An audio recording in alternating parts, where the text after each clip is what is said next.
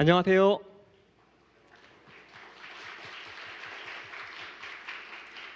예, 카오스재단 2016년도 상반기 뇌 강연 시리즈 제2강에 오신 여러분 환영합니다. 저는 제1강부터 제4강까지 사회를 맡은 윤신영이라고 합니다. 반갑습니다. 두 번째 강의를 강연해 주실 강연자를 소개하도록 하겠습니다. 오늘 강연해 주실 분은 김경진 교수님이십니다. 대구 경북과학기술원 디지스트라고 하죠. 그쪽에서 지금 교수로 활동하고 계시고요. 또 한편 한국뇌연구원의 원장으로 활약하고 계십니다. 오늘 굉장히 폭넓은 연구 내용을 들려주실 것 같습니다. 큰 박수와 함께 오늘 강연자를 모시도록 하겠습니다. 발생생물학, 분자생물학, 진화론, 신경과학을 넘나들면서 과연 인간은 다른 영장류와 어떻게 다른가에 대해서 토론하고자 합니다.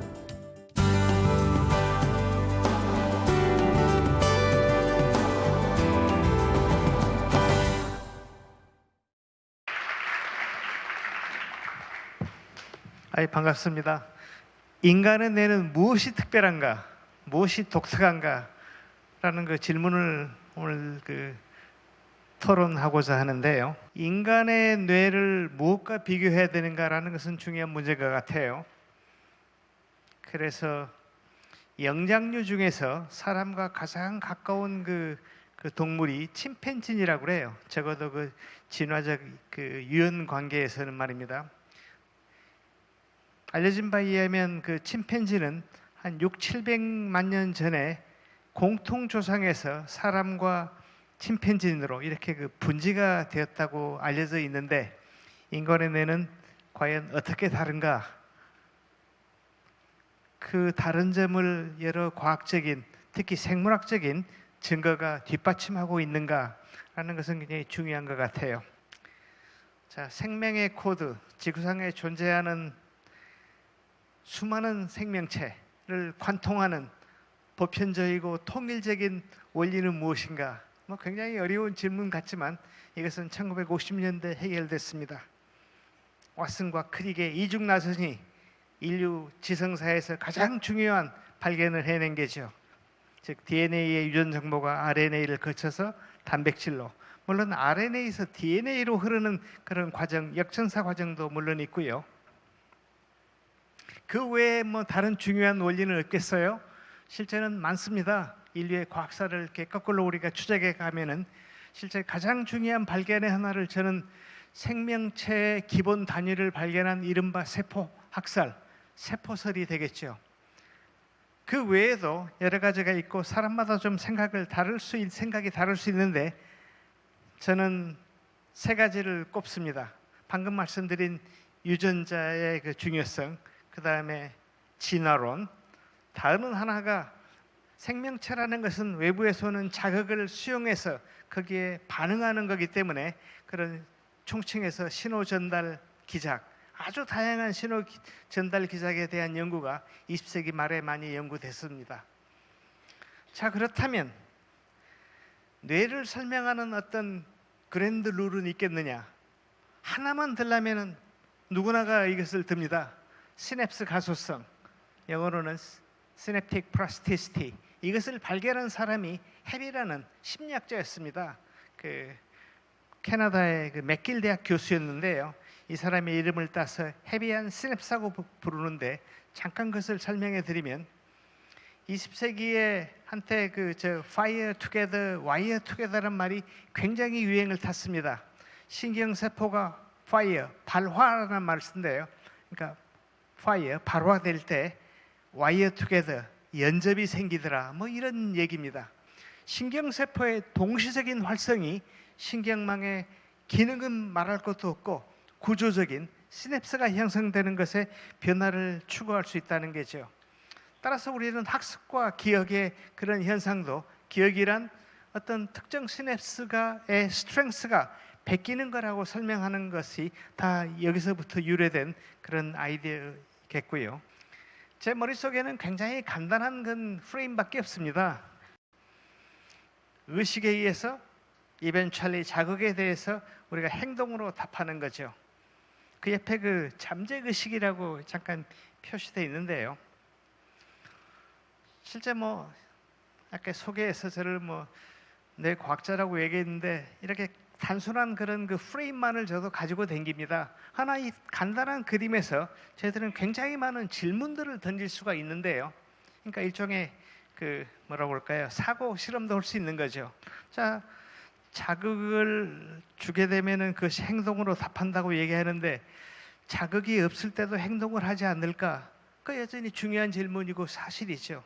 우리가 배가 고프다고 그럴 때는 밖에서는 자극을 없지만 내적인 자극에 의해서 뇌가 어떤 의식적인 행동을 하게 되는 거죠. 또 만약에 저 행동이라는 것이 꼭 화살표가 의식에서 나가는데 모든 행동은 의식이 제어하는 건가 하는 질문도 중요하겠죠. 그건 사실이 아닌 것 같아요.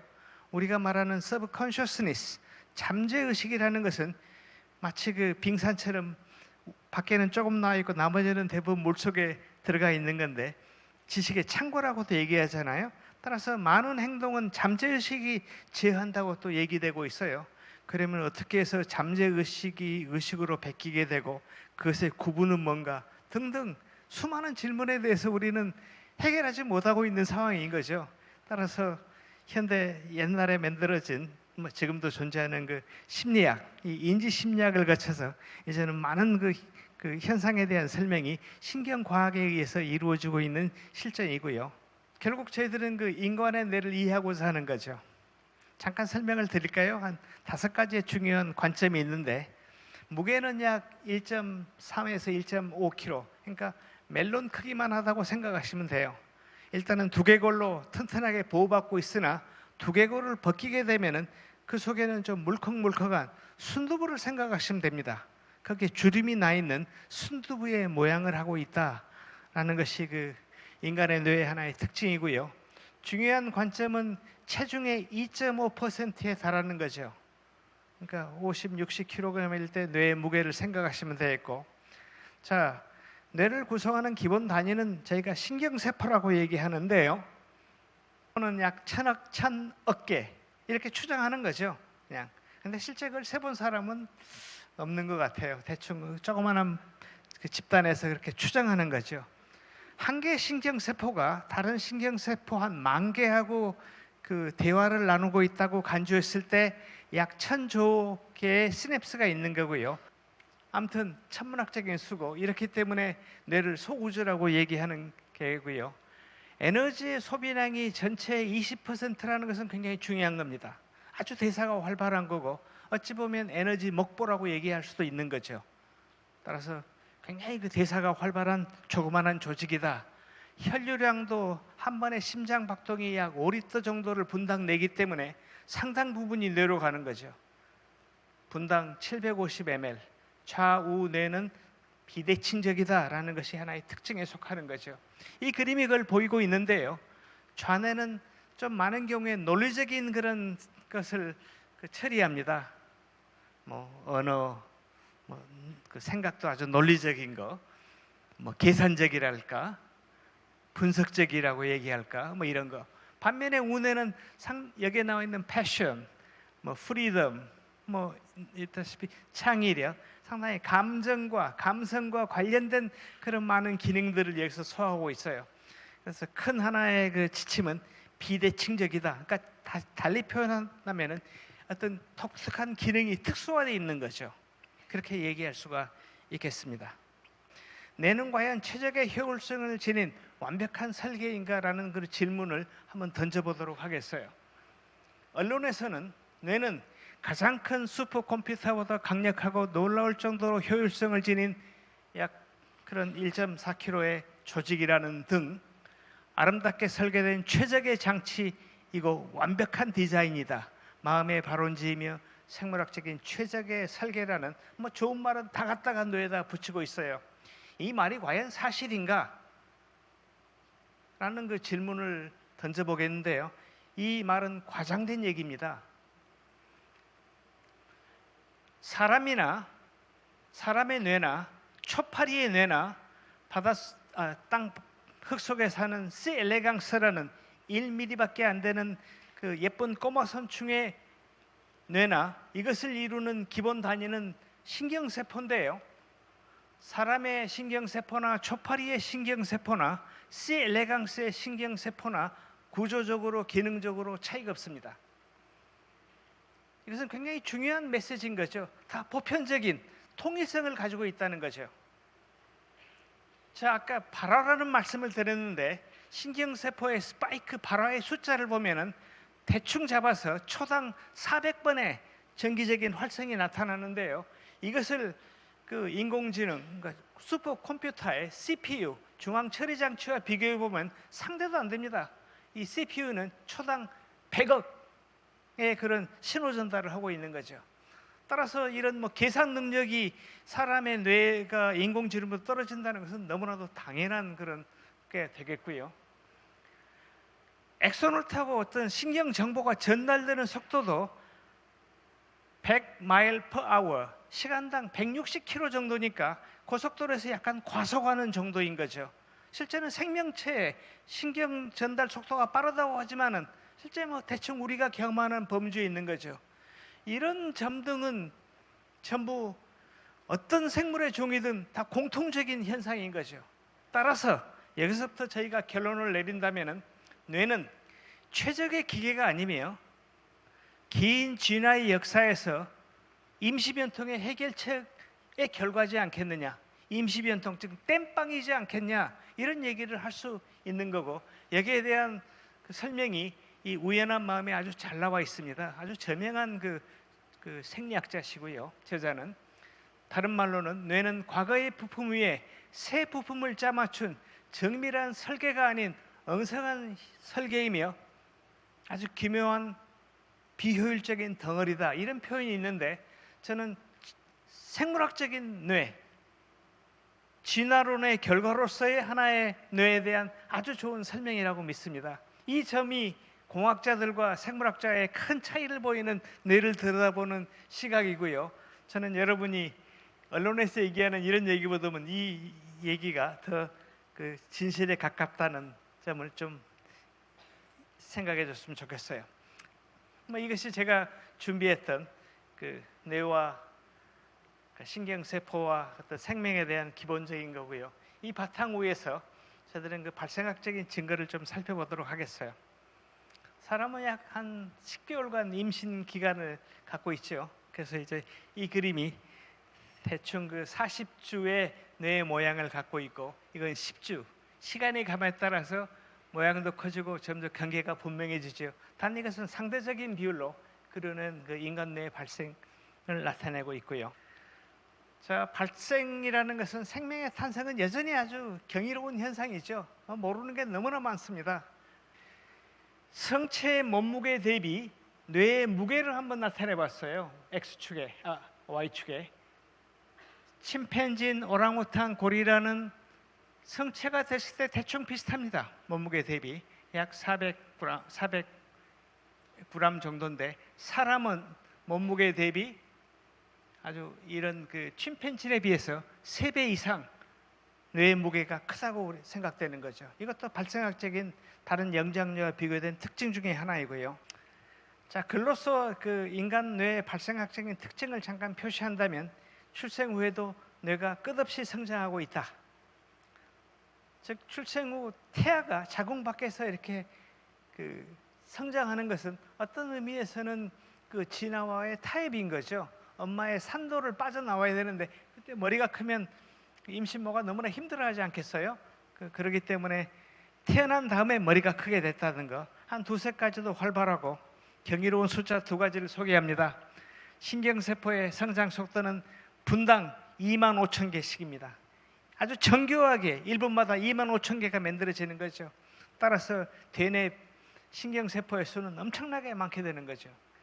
각 누론과 누론 간의 시냅스가 형성되는 걸 계산해 본 적이 있는데요. 초당 스퀘어 미터에서 약 3만 개의 시냅스가 만들어진다는 그런 그 숫자가 교과서에 나와 있습니다. 여전히 그 놀라운 아주 천문학적인 그런 그 증가 속도인 게죠. 자, 뭐 제가 살펴본 발생의 증거는 이런 정도밖에 안 되더라고요. 상당히 많은 자료를 살펴봤는데 약간 얘기의 관점은 발생의 프로그램은 누가 좌우하느냐? 유전자가 좌우하게 됩니다. 따라서 그 유전자와 발생의 관계를 들여다볼 때 우리는 유전자 하나가 아니고 유전자 전체, 생명체가 가지고 있는 유전자 전체를 우리가 게놈이라고 얘기하는데요. 게놈의 등가성이라는 그 원리를 좀 알아야 돼요. 실제 사람의 생체는 여기 나와 있듯이 수정란, 표피세포, 신경세포, 근육 등 굉장히 분화된 다양한 세포가 있는데 실제는 모든 세포가 가지고 있는 그 유전체는 실제는 같습니다. 왜 그런가를 설명하는 이론이 게놈의 등가성인데요. 분화된 세포의 DNA는 동일하다. 분화된 세포에서 발현되는 유전자는 결코 파괴되거나 변이된 것이 아니라 잠재력을 가지고 있다. 자, 그걸 가지고 다양한 세포 분화를 설명해 들어가는 거죠. 이것은 기실사실이고요. 따라서 실제는 가지고 있는 게놈의 아주 적은 부분만이 세포에서 발현해서 공통적인 것을 우리가 하우스키핑 유전자라고 얘기하고 특이한 세포를 세포 조직에 특이한 발현을 했다라고 얘기하는 겁니다. 이런 게놈의 등가성은 이콜라이라는 그런 박테리아에서부터 아주 거대한 코끼리에 이르기까지 아주 보편적으로 통일적으로 관련되는 그런 이론 중에 하나고요. 자, 여기까지 해서 발생과 유전자 얘기를 끝내고요. 청소년의 뇌 발달에 대한 어떤 대로 좀 우리의 그 줌을 좀 옮겨가도록 하죠.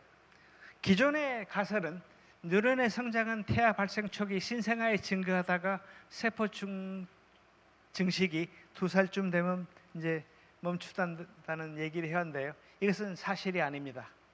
최근의 연구에 의하면 특히나 내 영상 자료에 의하면은 청소년의 뇌는 지속적으로 발생 과정에 있으며 사춘기의 뉴런의 가지치기든 신경망에 성숙되는 과정을 동반하더라.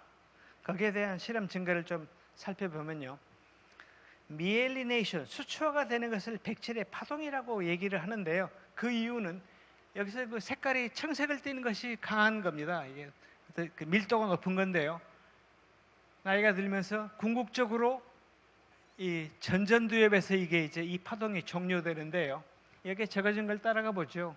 수초화는 신경 전달의 속도에 영향을 미치고 이것이 결국은 대뇌에서는 백질에 해당되는데 이 밀도가 사춘기까지 끝없이 증가하다가 좀 머물렀다가 막판에 증가하는 아까 보신 그런 그 데이터 같고 따라서 인간 언어의 공간 지각 능력을 포함한 고위 능력의 어떤 그 변화무쌍하더라 뭐 이런 얘기가 되어 있고요. 회백질도 이 어떤 파동적인 변화가 따른다는 그 얘기인데요. 사춘기에서 회백질의 밀도가 증가돼서 절정에 이르고 이 신경세포의 가지치기, 즉 백질은 세포체가 있는 부분이 아니니까 거기에 있는 여러 가지 그 수상 돌기가 가지치기가 일어난다는 말은 필요 없는 부분을 이제 솎아내는 거죠. 우리가 실제 그 나무에서 가지치기 하는 걸 그대로 생각해도 되는 게 되겠습니다. 따라서 막판에는 전전두엽이 이제 이 회백질의 밀도가 증가한다, 가지치기가 증가되면서 종료되는데요. 그 사이에 아주 변화무쌍한 그런 과정을 거치더라. 이런 어떤 증거 속에서 추론, 논리적인 사고, 이성적인 판단 등 고차원의 두뇌 기능과 이런 가지치기가 밀접히 관련되어 있다는 사실을 우리는 유추할 수가 있는 거죠. 자, 언어의 진화, 언어는 그 인간 고유의 능력이라고 얘기되고 있어요. 언어의 진화가 마음의 진화를 야기했다는 것도 사실이고, 허나 사람이 소통하면서 마음의 진화가 발전됐다고 생각되는 거죠. 그럼에도 불구하고 언어에 관련되는 유전자를 딱 잡아내지는 아직 못했어요. 그래서 영장류에서 사람과 침팬지를 비교해 보니까요, 사람에서는 2개의 아미노산의 변이가 관찰됐어요. 따라서 침팬지과 사람으로 이렇게 진화되면서 이 언어에 관련된 이 유전자가 중요한 역할을 했다고 생각은 하고 있지만은 그러면 이것을 언어 유전자라고 얘기하기에는 여전히 지나친 거죠, 아직은요. 그래서 아마도 중요한 역할을 하고 있다고 생각되고요. 그 마우스에서 낚아온 마우스들을 만들어서 많은 그 기능 분석을 하고 있습니다. 이런 일련의 연구와 더불어서 우리는 또한 그 뇌 영상으로 들여다보는데요. 이것은 사람을 가지고 한 겁니다. 눈을 그러니까 여러 가지 상황을 부여한 거죠. 글자를 그냥 눈으로 보는 거죠. 그럴 때는 이 시각 피질이 활성화되는 반면에 말을 들을 때는 이 특수엽이 활성화되는 걸 알 수 있고, 말을 할 때는 아까 봤던 브로카 에어리아가 활성화되고, 어떤 동사를 말로 표현할 때는 이런 브로카 에어리아와 이 측두엽의 부분이 같이 활성화되더라. 그래서 언어에 관련된 뇌부위의 그 여러 부분에 참여되는 옛날부터 내려온 그런 이론들이 대충 사람에서도 맞다는 사실을 알게 됐고요. 이런 연구를 하게 된 어떤 방법론의 변화는 정말 결정적이었습니다. 이건 다 물리학자들의 전자기학을 사용한 이런 MRI, PET, CT 뭐 이런 일련의 아주 첨단 장비에 의존해서 생물학, 의학이 발전하게 된 거죠. 뇌과학은 앞서 말씀드렸다시피 뇌를 연구함으로써 궁극적으로 마음을 이해하고자 해요. 나는 누구인가 했을 때 그 질문은 나는 내 마음이다라고 바꿀 수가 있겠죠. 예. 마음은 결국 뇌에 있는 복잡하지만 아직 미지의 세계이지만 뇌의 그 복잡한 그 커넥텀이라고 그 질문을 저는 바꿀 수 있다고 생각됩니다. 그래서 나는 누구인가에 대해서 그 질문은 나는 내 마음이다. 결국 뇌를 알면 미래가 보인다는 것이 제 마지막 스테이트먼트가 되겠고요. 뇌 연구는 인간 친화적이고 투자 대비 두뇌 기술 집약적이고 고부 가치라고 저는 믿습니다. 경청해 주셔서 감사합니다. 마치겠습니다.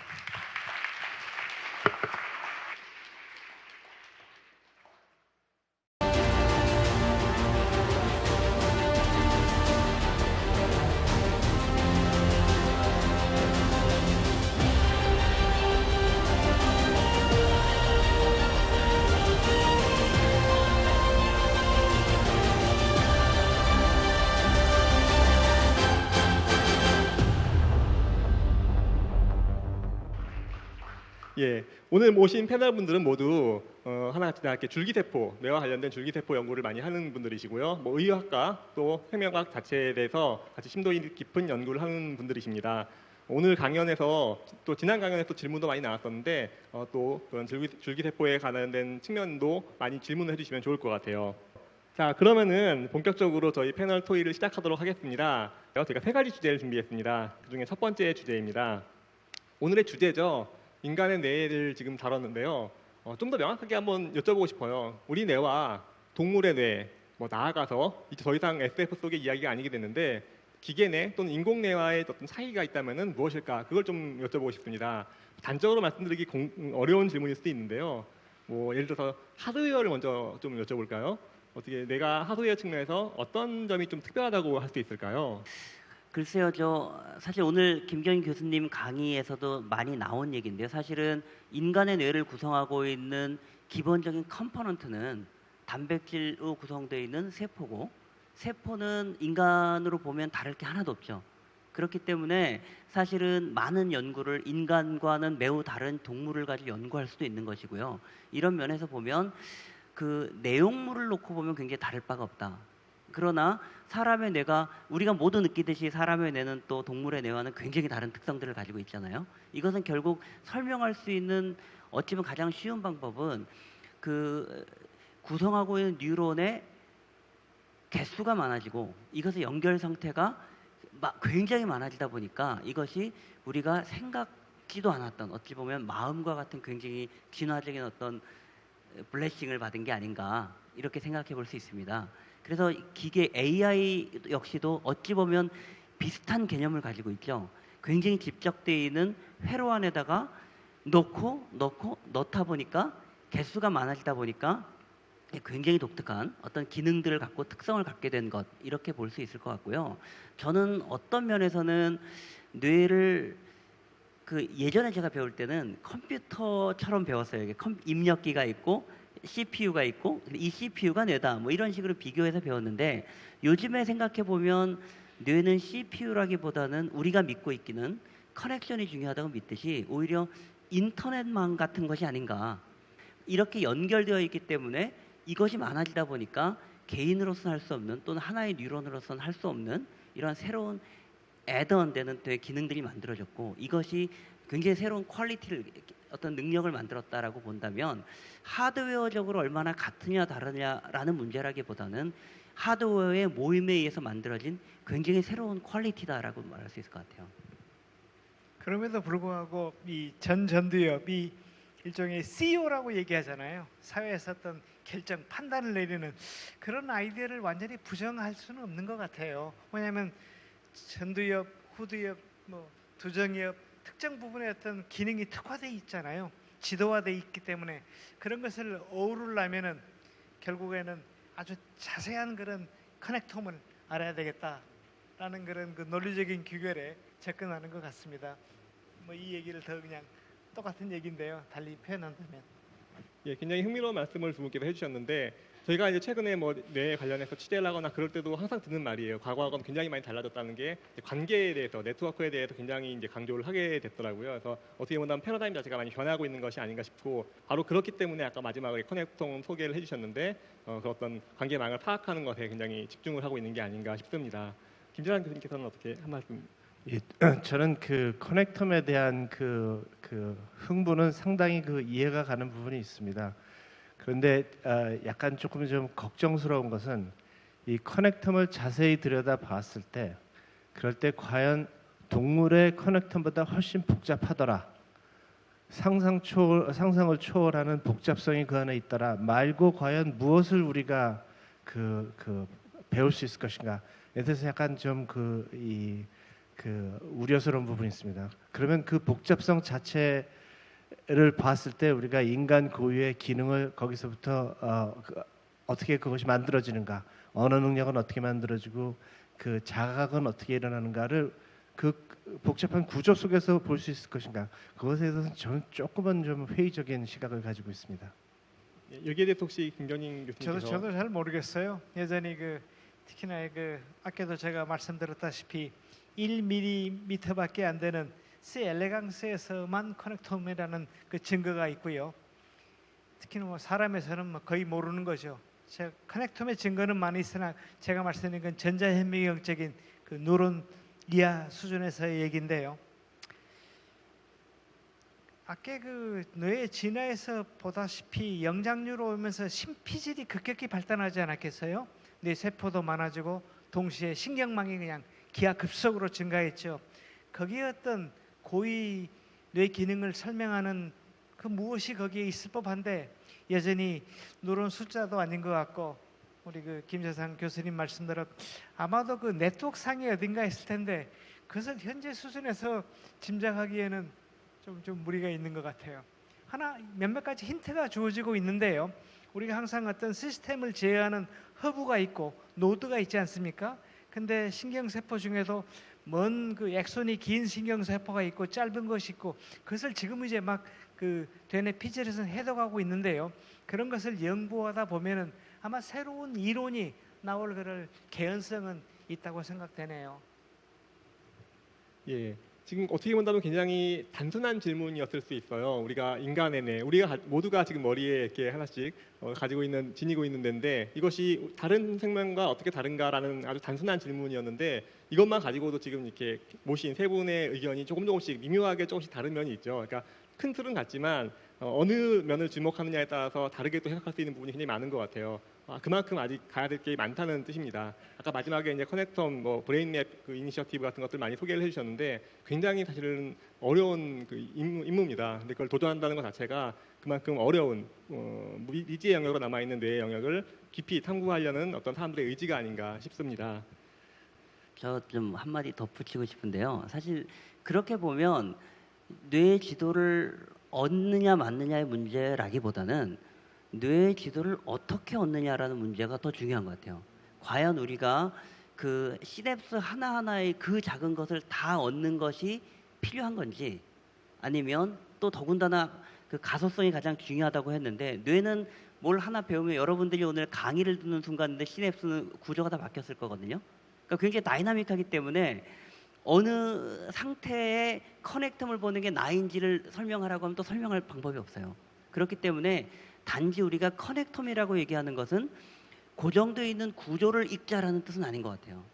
그렇기 때문에 어찌 보면 굉장히 다이나믹 역동적으로 바뀌는 뇌의 연결 상태에 대한 우리 이해를 높이는 것을 종합적으로 커넥텀이라고 볼 수 있고요.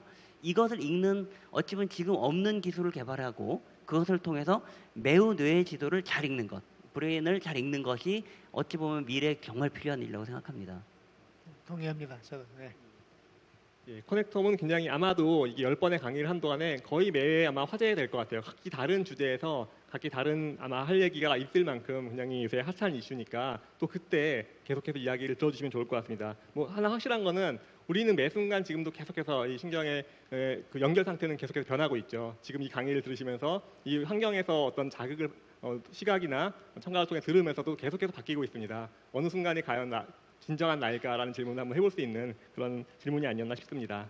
그럼 자연스럽게 두 번째 질문으로 좀 넘어가고 싶은데요.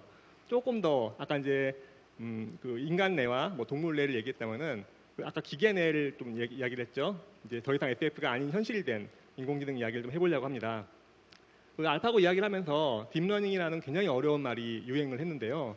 이게 이제 신경망, 뭐 인간의 어떤 신경세포의 연결망을 모사했다 이런 말이 이제 나오면서 굉장히 관심이 좀 더 커졌어요. 뭐 뇌 강연이니까 이 얘기를 안 해볼 수가 없을 것 같아요.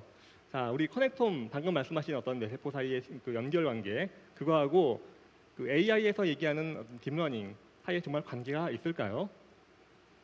예, 뭐 그 저희가 공학자는 아니어서 그 딥러닝의 그 기계적인 부분에 대해서는 그렇게 잘 이해를 하고 있지는 않습니다. 근데 역사를 보면은 딥러닝이라는 것도 결국은 그 신경 네트워크를 모사해서 그 배워나가는 기계를 만들어보자 하는 취지에서 시작했던 그런 그 목표가 되겠습니다. 저희 입장에서 보면은 딥러닝이라는 건 무수하게 많은 그 데이터와 그리고 무수하게 많은 데이터를 대상으로 시행착오를 거듭하면서 점점 올바른 답을 맞출 확률을 높여가는 그런 과정인 것 같습니다. 근데 그거는 솔직히 말씀드리자면 인간의 뇌와는 그 상당히 다른 그런 그 과정을 가진 거죠. 예를 들면 딥러닝 머신한테 이것이 사과다 구분을 하는 기술을 익혀라 그러면 딥러닝 기계는 어마어마하게 많은 사과의 사진을 보고 사과가 아닌 것의 사진을 보고 사과를 맞추는 능력을 키워나가는 건데 어린아이들은 엄마 손 잡고 마켓에 가서 사과 몇 번 보면 사과를 구분할 수 있습니다. 그러니까 그런 능력은 인간의 뇌가 훨씬 더 뛰어난 것이죠. 그래서 이제 딥러닝 하는 분들도 이제 뉴로바이올로지, 커넥텀 이런 쪽에 관심을 가지게 된 것이라고 생각합니다. 그 사실 저도 뭐 다들 그 뭐 손에 땀을 쥐면서 알파고와 이세돌의 그 바둑을 보셨을 것도 같은데요. 저는 보면서 큰 차이를 느낀 것은 네 번째 대국이었어요, 사실은. 왜냐하면 알파고는 뭐 잘 아시다시피 그 이세돌과 대국을 하기 전에 수십만 번의 시뮬레이션과 이 기보를 익혔다고 하잖아요. 근데 이세돌은 그렇게 익힌 알파고에 대해서 3번 만에 그 수가 어떻게 하는지에 대해서 파악을 했고 그래서 네 번째 대국에서 승리를 거뒀잖아요. 그런데 알파고한테는 아마 10만 번 미리 트레이닝 받았다면 그 이후에 있었던 이세돌과의 3번의 대국은 10만 플러스 3일 뿐이었어요. 그죠? 그런데 이세돌한테는 그 3번은 매우 중요한 가치가 있었고 그것에 의해서 어떤 전략을 새로 만들어서 이제 승리에 이룰 수 있었다는 것은 지금 김재상 선생님 말씀하신 것처럼 어린아이가 사과를 3번 보고 사과를 맞추는 것과 굉장히 비슷한 기제였다고 생각해요. 그렇게 생각하면 결국은 인간의 뇌와 알파고의 뇌 또는 AI의 뇌는 현재는 매우 다른 메커니즘으로 작동하고 있고 아마 AI를 하고 싶은 사람들이 정말 하고 싶은 것은 뇌가 정말 어떻게 3번 만에 이걸 하지? 이것을 알아서 3번 만에 이것을 익히게 되는 어떤 메커니즘, 알고리즘을 만들고 싶은 게 하고 싶은 것 같아요. 저도 동의하고요. 저는 한 가지 덧붙이자면 저도 바로 그 경기를 봤었는데요. 사승의 원동력이 무엇일까를 생각해봤는데 제 개인적으로 좀 무서운 집중력이었던 것 같아요. 약간 화도 났겠죠. 이세돌 바둑고수 그래서 아주 그냥 상상을 초월하는 집중력으로 기계를 무너뜨리는 것이 아니었나 저는 그렇게 생각되고요. 아까 저는 인간 뇌의 특징으로 에너지 목보라는 얘기를 했는데요. 이 장면에서 그걸 잠깐 좀 그것과 초고속 그런 컴퓨터를 좀 비유해서 얘기 드릴 필요가 있겠어요. 알파고는 알고리즘이고 그것은 그러니까 사람의 계산 능력에 비교해서 한 1000배나 빠른 그런 그 초대형 컴퓨터의 그 도움을 받은 그 결과인데요. 언제 한번 그 구글에서 소개한 그 컴퓨터의 그 CPU가 있는 곳을 소개한 걸 봤는데요. 검색 엔진들이 모아져 있는 거기에 뭐 관들이 굉장히 많더라고요. 거기 설명을 읽어보니까 열이 많이 나가지고 그 열을 식히기 위한 그 관들이더구만요. 그렇게 따진다면 사람의 뇌는 엄청 그 효율적인 거죠. 열이 나지 않지 않습니까?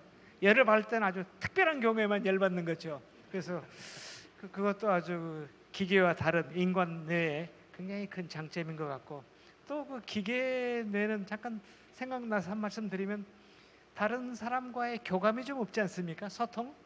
근데 사람은 늘 그 사회성이라고 얘기하죠. 소통 속에서 한 개체가 생존하게 되는 거죠. 저는 그것도 큰 차이점인 것 같습니다. 제가 한 마디 좀 예. 하고 싶은데요. 사실 저는 그런 생각해봤어요. 사실은 알파고가 이길 수 있었던 것은 인류가 쌓아놨던 10만 번, 20만 번의 기보가 바탕이 됐어요.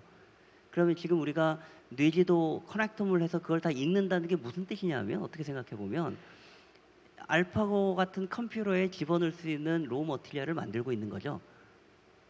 이제 그렇게 생각하면 결국은 그 딥마인드라는 알고리즘을 만든 회사하고 구글이라는 회사 중에, 구글이 그 인포메이션 데이터셋을 가지고 있었기 때문에 거기서 주도해서 할 수 있었잖아요. 그러니까 그게 왜 전 세계적으로 왜 지금 브레인 매핑, 뇌지도를 만들려고 하고 그 데이터셋을 갖고자 하는데, 잘 생각해보면 굉장히 무서운 내용도 들어있다고 생각을 하거든요. 그런 면에서 보면 반드시 해야 되는 것이고, 또 우리도 거기에 대해서 어떻게 해야 되는지 생각해 보는 거 되게 중요한 문제라고 생각합니다. 그 선임 교수님 말씀도 굉장히 흥미로웠는데요. 나중에 정말로 우리가 뭐 AI나 인공뇌 기술하고 우리 커넥텀에서 얻어진 정보하고 결합될 경우 사실 어떤 여파가 올지 알 수 없다는 생각도 듭니다. 자연스럽게 세 번째 준비한 주제로 넘어갈 수 있을 것 같은데요. 바로 이러한 새로운 시대의 윤리학입니다. 우리가 뇌에 대해서 많은 정보를 얻게 되고 심지어 인공적인 어떤 뇌를 만들 수 있는 시대가 온다면은 많은 것들이 바뀌어야 될 것 같아요. 거기에 대처하는 우리 어떤 윤리적인 자세라고 할까요? 뭐 그런 것들이 좀 필요할 것 같은데요. 한번 혹시 김재상 교수님께서 말씀을 좀 시작해 주시겠어요? 예, 그 전통적으로 그 뉴로 그 신경 윤리학 뭐 이런 거는 뭐 김경지 선생님이 저 아까 그 시작하기 전에 말씀하셨듯이 꽤 오래된 그런 그 이슈들이 많습니다. 예를 들면 기계와 뇌파를 읽는 기계와 프라이버시, 그리고 뭐 그 뇌가 손상됐을 때 그 사람이 잘못을 한 것이냐 아니면 어쩔 수 없는 것이냐 뭐 이런 그런 윤리적인 문제가 있었는데, 말씀하신 대로 이제 유전체라는 것이 다 읽혀지고 커넥텀이 그 보여지고, 그리고 artificial intelligence 같은 것이 이제 그 인간의 뇌와 그 공동 작업을 하게 되면 거기에 새로운 많은 윤리적인 문제들이 생길 것 같습니다. 그리고 그 어떤 문제들이 생길지는 뭐 이제 단순한 문제들이 일부 생길 수 있겠습니다만, 사실은 상상을 초월하는 그런 지금으로서는 예측하기 힘든 많은 문제들도 생길 것이라고 그 예측이 되는데, 그 디스커션, 그거에 대한 그 담론은 그 바로 지금부터 시작하는 것이 그 좋을 것 같고, 뭐 아직 그 현실화도 되지 않은 문제를 가지고 그렇게 얘기할 필요가 있냐라는 생각보다는 지금부터라도 하나씩 그 사람들이 합의를 보고, 또 어떤 면에서는 국가 간의 합의를 보고, 그리고 그 의력의 그와 환자 사이의 합의를 보고, 이런 과정이 이제 시작돼야 된다라고 그 당연히 생각하고 있습니다. 저도 똑같은 생각인데요. 네, 담론은 시작돼야 될 것 같습니다. 이게 아마 자세하게 사례가 없어서 얘기하기가 좀 어려울 것 같아서 그냥 한번 제가 막 던져 보겠습니다. 뭐 두 분 교수님께서 이제 줄기세포 연구를 하시니까, 만약에 줄기세포 연구하다가 뇌를 만들 수 있는 시대가 온다면은 그 뇌를 이렇게 바꿔치실 생각이 혹시 있으세요? 저도 뇌를 이식하고 싶은 생각은 없습니다. 그런데 반대로 방금 선홍 선생님이 말씀하신 것처럼, 만약 그 늙은 몸을 대체하는 수술이 가능하다면, 같은 얘기지만 이제 반대 방향으로 생각했을 때, 그럼 그 인공 배양 튜브에서 키워진 인공 배양된 몸에다 네 뇌를 이식해서 계속해서 살겠느냐라는 질문을 누군가 던진다면 그건 한번 생각해 보겠습니다. 그리고 기왕이면은 저 8등신으로 그 돈 좀 많이 내고 그리고 그거에 대한 유혹이 실제로 현실화가 될 것이냐, 저는 될 수 있다고 생각합니다. 장기 뭐 한 번에 홀 세트로 바꾸지 않더라도 근육 바꾸고 그다음에 저 그 뼈 바꾸고 간 바꾸고 심장 바꾸고 뇌만 안 바꾸면은 그러면 그 한 번쯤 뭐 여러 번 생각해 볼 수도 있겠습니다. 네. 예, 두 분 교수님께서는 모두 다 이렇게 두뇌에 자신이 있으시기 때문에 예.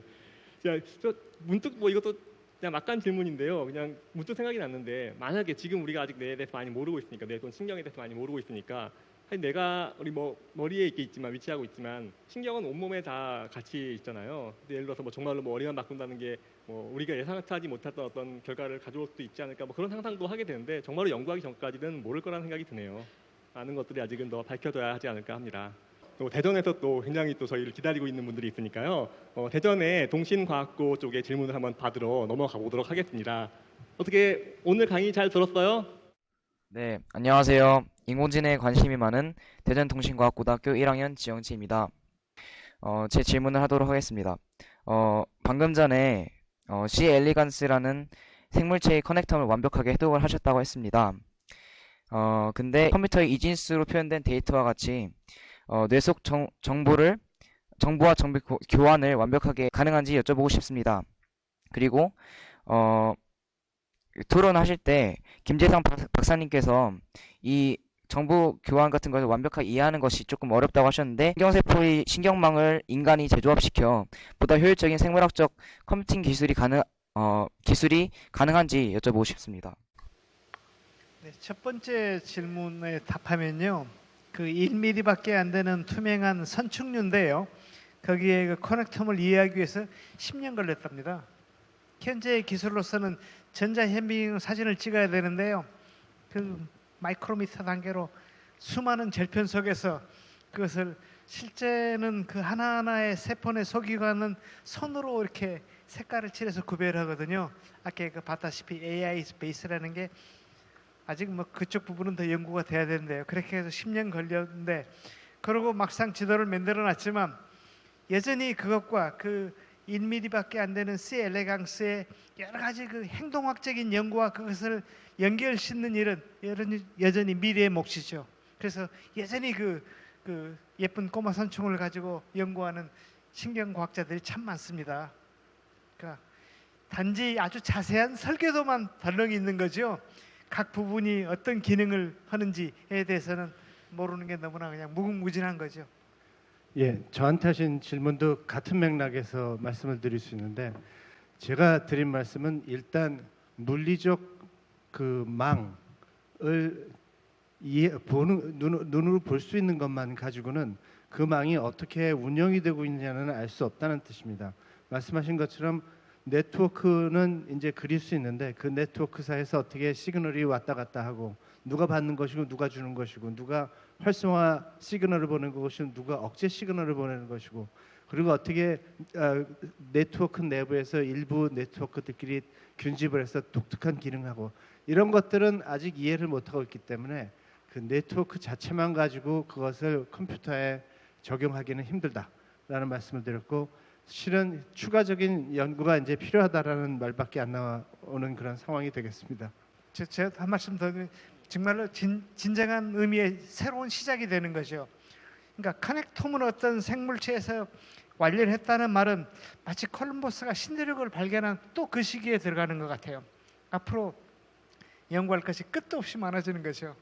그러니까 그런 그 역동적인 상황 속에서 인재 분야인 인공지능, 로봇, 여러 다른 분야의 또 그 지식이 아주 파상적인 어떤 뭐 그 영향이 꼭 좋다고 말할 수는 없지만 영향을 미치게 될 거라고 저는 생각합니다. 예, 감사합니다. 네, 두 번째 강의를 모두 마치게 됐는데요. 다음 주에도 굉장히 흥미로운 주제입니다. 요즘에 뭐 드라마도 하고 있던데, 다음 주 주제는 기억이에요. 기억의 메커니즘을 뇌과학의 측면에서 알아볼 예정입니다. 다음 주에는요, 한국뇌신경과학회 회장이기도 하신, 또 서울대 교수이기도 하신 강봉균 교수께서 강의를 해주실 예정이고요. 패널로는 고려대 최준식 교수님과 하고 서울대 김상정 교수님이 참여할 예정입니다. 다음 주에도 굉장히 흥미로운 그 내용이 의학적으로나 과학적으로 많이 펼쳐질 예정이기 때문에 많이 참석해 주시면 좋을 것 같습니다. 오늘 다시 한번 감사 인사드립니다.